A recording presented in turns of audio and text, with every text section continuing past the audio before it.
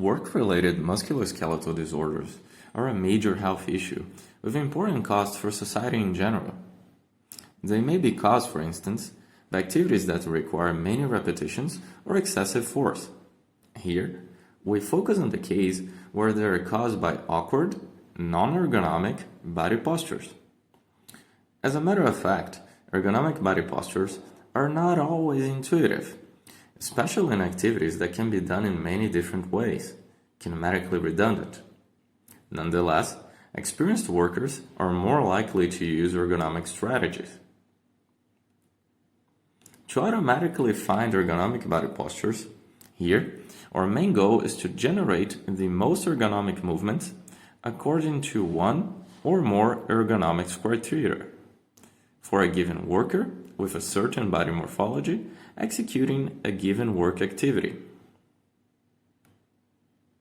We propose a whole body motion optimization framework that captures the initial movement from a human demonstrator and encodes the whole body movement into a single vector, executes the movement with a digital human simulation, and optimizes the motion with respect to ergonomics evaluations.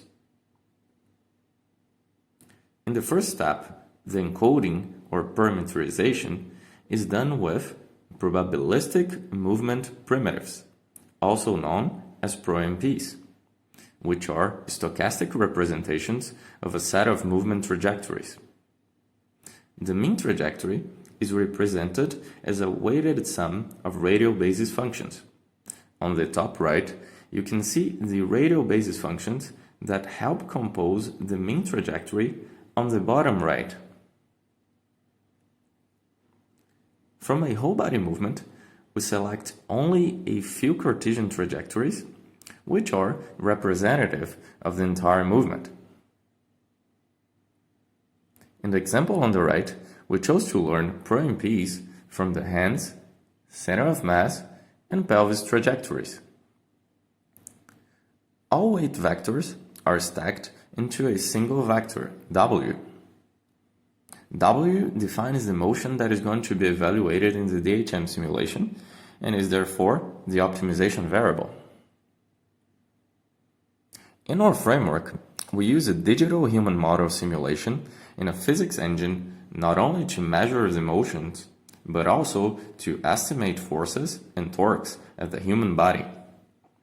The model has 43 degrees of freedom and can be easily scalable for its weight and height measurement.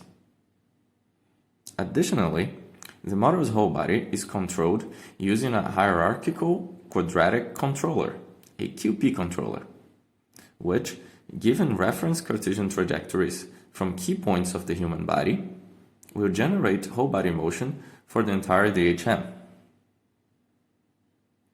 Then, the reference trajectories are set to the DHM controller that commands the DHM to execute the activity.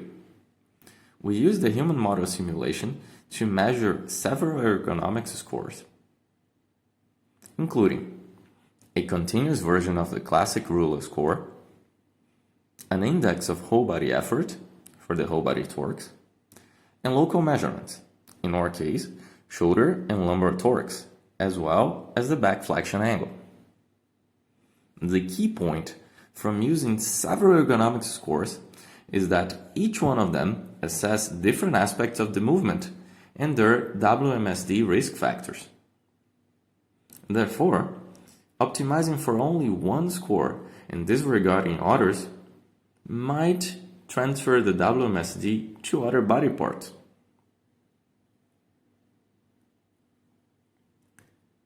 In the next step, the ergonomics evaluations are used to score the entire trajectory execution, and their results are input into the optimization process.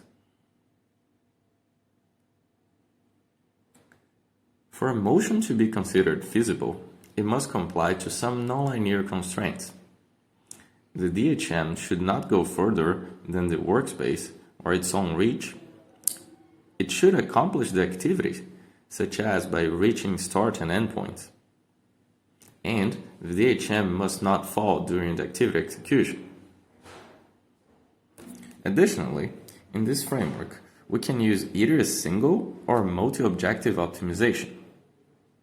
To illustrate the usage of both strategies, let us take two conflicting objective functions as examples, f1 and f2.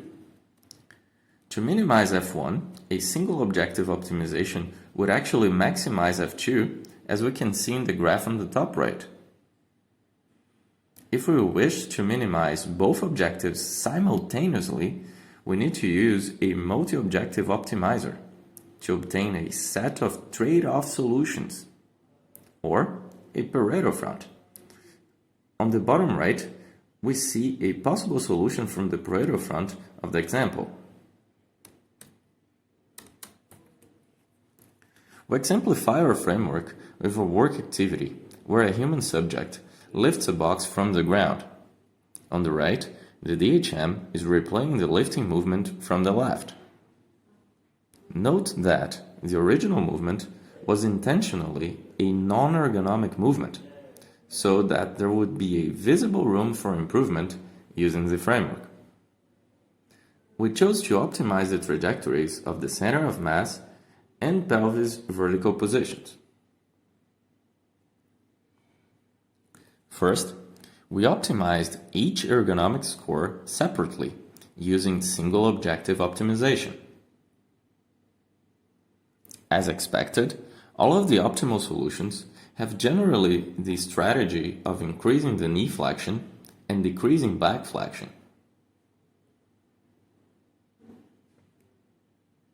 In this slide, we can see a polar or spider chart where each color represents the scores of a whole body movement or optimal solution.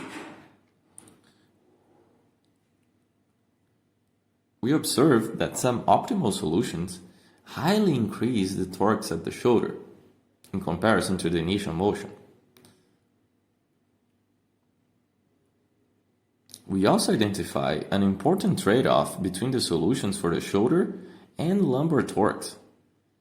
The optimal solution for the lumbar is actually detrimental to the shoulder and vice versa. We handle this problem by using a multi-objective optimizer with the torques at the shoulder and lumbar back as scores. On the bottom right, we show a selected motion from the resulting Pareto front. Note that the selected solution from the Pareto front is indeed better than the single objective solutions for each one of the scores, as we can see from the Pareto front and from the comparisons on the table on the right between the single objective optimization and the multi-objective solution. In this work, we have presented a framework for a whole body motion optimization that is flexible regarding both activity requirements and body morphologies. The framework was utilized to obtain ergonomic movements through the usage of single and multi-objective optimizers. In particular, we show that multi-objective optimization can produce motions that simultaneously minimize several ergonomic scores. Our framework can be used as a stepping stone to applications that generate and recommend user-specific ergonomic movement strategies. We're looking forward to extended experiments in the future with more human subjects and further validation from ergonomists. It has been a pleasure of mine to present our most recent research, and I look forward to answer any possible questions.